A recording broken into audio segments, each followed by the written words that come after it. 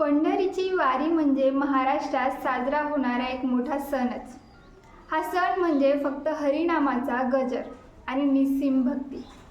आषाढाची चाहूल लागताच मनाला ओढ लागते ती पंढरीच्या वारीची.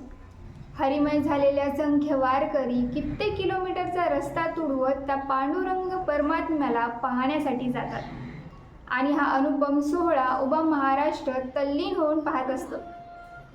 प्रस्थान सोहळे पार पडत ज्ञानबा तुकाराम गजर करत पालख्या आता पंढरपूरच्या दिशेने निघाल्या आहेत. हा पंढरीचा पांडुरंग म्हणजे अवघ्या महाराष्ट्राचा आराध्य दैवत. पंढरीची वारी हजारो वर्ष अविरत सुरू आहे आणि ती पुढेही सुरू राहील. पण वारी म्हणजे काय, त्याचं महत्त्व काय, उद्दिष्ट काय, याविषयी क्वचितच माहिती असते. हाच हरिमय इतिहास, वारीची दिव्य परंपरा आज आपण अगदी सोप्या आणि साध्या शब्दात समजून घेऊया. पंढरीची वारी करी वारकरी, ऊन पावसाची चिंता कोण करी, असे म्हणत लाखो विठ्ठल भक्त, वारकरी किंवा लोक पंढरपूरला भेट देतात.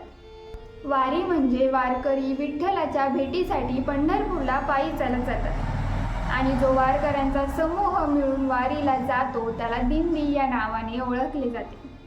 या वारीमध्ये लोक पंढरपूरपर्यंत चालत जात असताना विठ्ठलाची भक्तिगीते, नृत्य आणि टाळनाद यासारख्या गोष्टी करत जातात आणि वारीचा आनंद घेतात. वारी म्हणजे महाराष्ट्रातील विविध गावांपासून सुरू होऊन पंढरपूर येथे संपणारी सामुदायिक एक पदयात्रा होय. वारी ही महाराष्ट्रातील एक धार्मिक व सांस्कृतिक परंपरा आहे.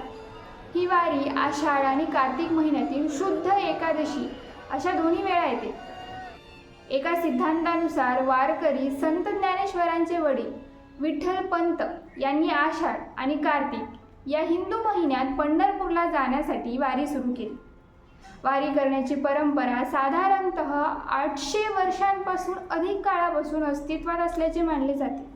मराठी महिन्यात आषाढ शुक्ल एकादशीमध्ये अशा अनेक दिंड्या महाराष्ट्रातील जवळपास प्रत्येक गाव शहरातून पंढरपूरला भगवान पांडुरंगाच्या दर्शनासाठी येतात आणि त्यांची भक्ती व्यक्त करतात.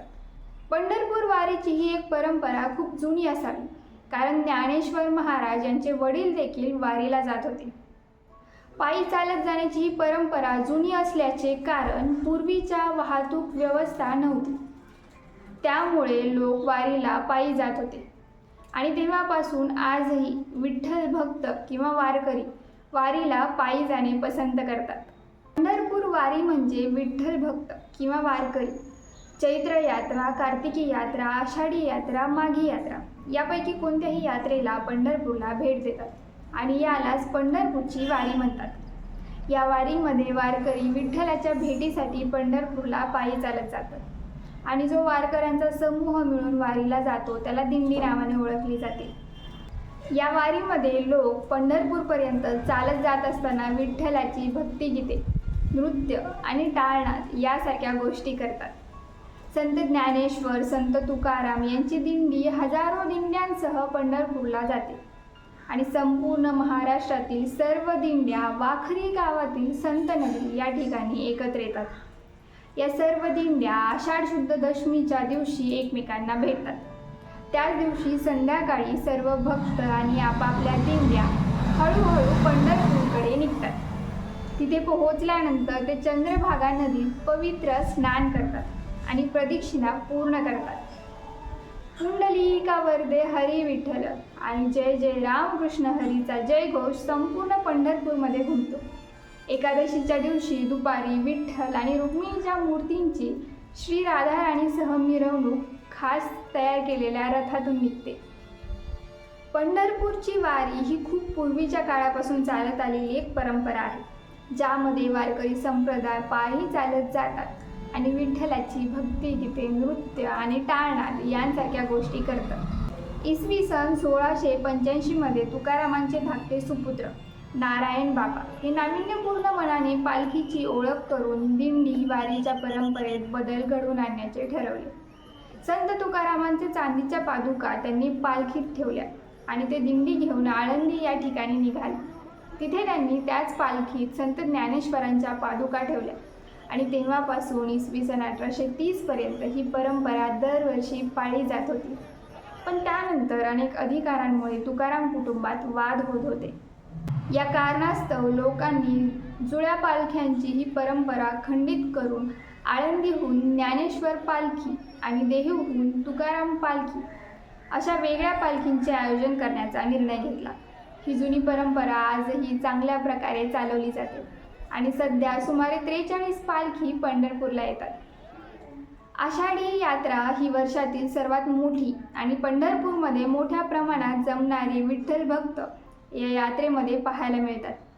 तीर्थयात्रेचा आणखी एक हंगाम आषाढी एकादशी म्हणून ओळखला जातो. भाविकांसाठी या तीर्थक्षेत्राला अनन्यसाधारण महत्त्व आहे. यावेळी पंढरपुरात वारकरी मोठ्या संख्येने जमतात आणि या एकादशीला देवशयनी एकादशी म्हणूनही ओळखले जाते. असे म्हटले जाते की या आषाढी एकादशीला विठ्ठलाची निद्रा सुरू होते. तसेच दिवसापासून चातुर्मासाचा पवित्र काळ सुरू होतो. या काळात भक्त विठ्ठलाच्या पूजेसाठी शक्य तेवढा वेळ घालवतात. आषाढी एकादशी काळात मंदिर दिवसाचे 24 तास सर्व भाविकांसाठी खुले असते. मग मंडळी, कसा वाटला हा व्हिडिओ? व्हिडिओ आवडल्यास लाईक आणि जास्तीत जास्त शेअर करा आणि पाहत राहा फिलिंग्स मनातल्या.